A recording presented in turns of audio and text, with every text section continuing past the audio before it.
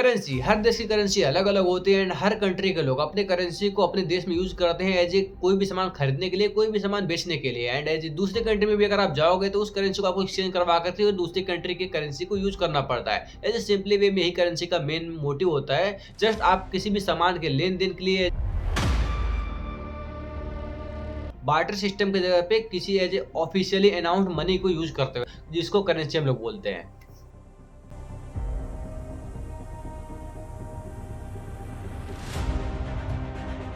क्या करेंसी के बहुत ज़्यादा गिर जाने से कोई भी इफ़ेक्ट ज़्यादा अपने को देखने को मिलता है किसी भी कंट्री में? तो आज हम लोग इसी बारे में बात करने वाले हैं। जो आज का टॉपिक है भाई लोग इन्फ्लेशन, ठीक।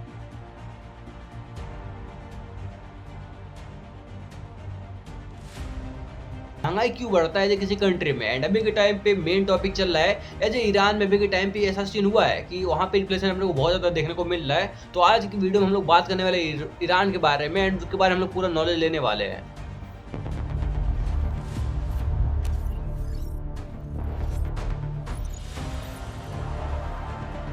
ईरान एक कंट्री है जो कि वेस्टर्न एशिया में स्थिर है, मिडल ईस्ट में। एंड अगर बात की जाए यहाँ पे अभी के टाइम पे प्रोटेस्ट आए गए दिन चले जा रहा है, जस्ट इसलिए यहाँ पर प्रोटेस्ट हो रहा है क्योंकि यहाँ पर महंगाई बहुत ज़्यादा बढ़ गई है। 40 से 48% का आपको एज इन्फ्लेशन देखने को मिलेगा, मतलब महंगाई।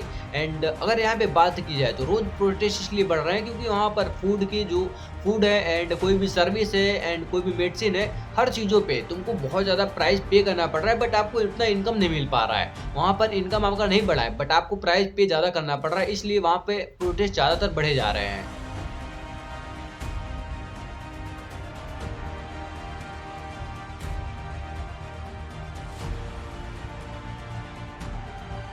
कोई दूसरी कंट्री आपकी करेंसी क्यों ही लेना चाहेगी? अगर आपकी परचेसिंग पावर या तो आपकी करेंसी की वैल्यू बहुत कम रहेगी। तो ऐसा ही बात होता है, अगर आपकी करेंसी अगर किसी भी देश में कम हो जाती है, वैल्यू उसका कम हो जाता है, तो आपकी परचेसिंग पावर बहुत कम हो जाती है। बस ऐसा यहाँ पर हुआ है कि इनकी करेंसी की वैल्यू थोड़ी कम हो गई एंड परचेसिंग पावर लोगों का डाउन हो चुका है, तो इसकी वजह से सबको सामान महंगा मिलना चालू हो चुका है।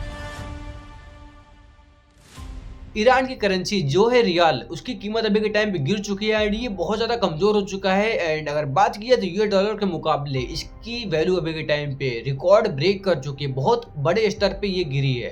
इसका मतलब आयात महंगा, दवाइयाँ और ज़रूरी सामान कम उपलब्ध होना और जितने लोगों की भी बचत होती है, बचत सबकी फेल हो जाना। मतलब जिस हिसाब से सब लोगों ने बचत बनाया था वो बचत उन लोगों की काम नहीं आ रहा है, जस्ट इसलिए क्योंकि वहाँ पर महंगाई बहुत ज़्यादा बढ़ गई है। बीमा का पैसा समय पर नहीं मिल रहा है।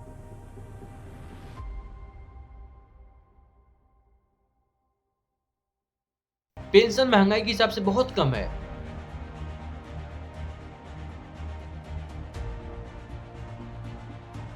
अस्पताल और दवा की खर्च बीमा कवर नहीं कर पा रहा है।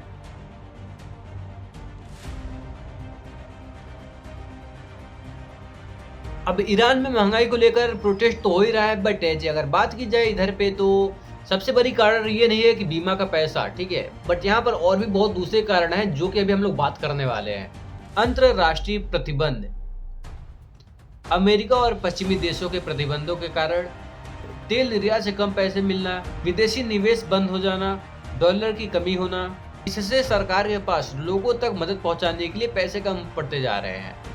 अब देश की करेंसी को कम होना और महंगाई को बढ़ने से किन लोगों को दिक्कत होता है अब, और उसमें कौन लोग प्रोटेस्ट के लिए अभी के टाइम पे आ रहे हैं निकल के? दुकानदार बाजार बंद करके जा रहे हैं, छात्र, मजदूर, सरकारी कर्मचारी, पेंशन भोगी, बेरोजगार युवा, सब के सब लोग प्रोटेस्ट पे अभी के टाइम पे लगे पड़े हैं कि भाई यार कुछ तो करो अपने देश के लिए। ईरान की सरकार की इन सभी में क्या प्रतिक्रिया अभी तक रही है? ईरान की सरकार पुलिस सुरक्षा की बलों की कार्रवाई करती है सबके ऊपर, कई लोगों को गिरफ्तार कर लिया जाता है और कई जगहों पे ऐसे बल का प्रयोग किया जाता है जिससे बहुत सारे लोगों का ऐसे जान तक चला गया है, ठीक है। वहाँ पर मौतों की खबरें बहुत ज़्यादातर अभी के टाइम पे देखने को मिलते हैं।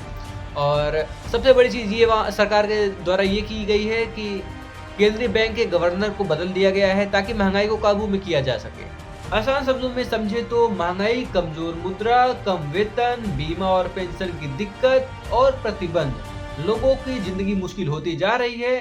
गुस्सा और निराशा सबकी आंखों में और सबके चेहरे पे देखने को मिलता जा रहा है। विरोध प्रदर्शन रोज के रोज बढ़ते जा रहे हैं। लोगों के अंदर ऐसे हिम्मत और जुटती जा रही है कि हमारे देश की सरकार बहुत गलत हमारे साथ कर रही है, हम लोग कैसे अपनी जिंदगी को बिताएंगे। इसलिए और भी वहां पर दंगे प्रशासन नहीं संभाल पा रही है और वहां पर आए दिन गए कोई ना कोई मौत की खबरें आती जा रही हैं। अब ये बात तो हो गया ईरान का। ईरान में इन्फ्लेशन तो चल ही रहा है एंड वहां पर की सिचुएशन सही नहीं है अभी के टाइम पे। आइए हम लोग जानते हैं महंगाई का मतलब।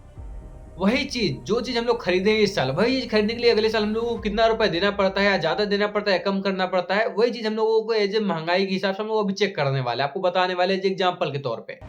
अपने भारत की बात की जाए तो अभी इस साल अगर दूध 100 रुपए है तो अगले साल 104 रुपए 105 रुपए का अपने को देखने को मिलेगा। मतलब 4 से 5% का अपने को फर्क देखने को मिलता है हर साल में। कम महंगाई, थोड़ा फर्क, जिंदगी चल जाती है। अपने भारत में कुछ ऐसा है। और अमेरिका चीन बहुत कम, मतलब वहाँ पे अगर 102 रुपए 103 रुपए का अपने को खाली मतलब 2 से 3% का फर्क देखने को मिलता है। लगभग स्थिर हालत हमेशा रहता है। और तुर्की में अगर बात की जाए यहाँ पर ज़्यादा होता है। मतलब दूध की वैल्यू वहाँ पर अगर एक हिसाब से देखा जाए मात्रा में, तो जैसे यहाँ पर अभी इस साल 100 है तो अगले साल 135 आपको देखने को मिलेगा। 35% का आपको फर्क देखने को मिल जाएगा। वहाँ पर परेशानी शुरू हो जाती है। और ईरान की बात की जाए तो ईरान में 140 रुपए 150 रुपए के बीच में आपको देखने को मिलेगा।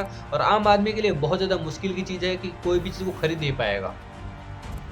और अर्जेंटीना में आपको 100% के आसपास देखने को मिलता है 200 रुपए, मतलब 100 से सीधे 200 रुपए नेक्स्ट ईयर देखने को मिल जाएगा। हालत खराब वहाँ पर ऐसा है। और वेनेजुएला बहुत भयानक, मतलब वहाँ पर दूध आपको 500 रुपए या उससे भी ज़्यादा, मतलब पैसे की कोई कीमत ही नहीं है वहाँ पर, ऐसा अभी आपको देखने को मिल जाएगा। इन्फ्लेशन तो वैसे बहुत सारे कारणों से होता है। जस्ट एज अगर यहाँ पर बात की जाए तो यहाँ पर हुआ है कुछ ऐसा कि इन लोगों का जो तेल का बिजनेस था उसमें इन लोगों को ज़्यादातर इनकम नहीं हो रहा है एंड बहुत ज़्यादा प्रतिबंधों के दिक्कत की वजह से इन लोगों को दिक्कत हो चुका है। तो इन लोगों के यहाँ डॉलर की कमी हो चुकी है, तो इसकी वजह से इन लोगों के यहाँ इन्फ्लेशन हुआ है। एंड अगर बात की जाए अपने कंट्री की तो मैंने एक वीडियो बनाया था जिसमें इन्फ्लेशन ने डिप्रिसिएशन के बारे में बताया था अपने रुपीज़ का गिरने के कारण। उसमें भी आपको थोड़ा बहुत है जो देखने को मिल जाएगा शॉर्ट में, उसको भी आप लोग अगर देखने में इंटरेस्टेड हो तो देख लेना। एंड आज के लिए वैसे वीडियो इतना ही एंड आई होप आप सभी को कुछ इंटरेस्टिंग नॉलेज मिला होगा। एंड मिलते हैं तब तक के लिए bye bye and thanks for watching और जय हिंद।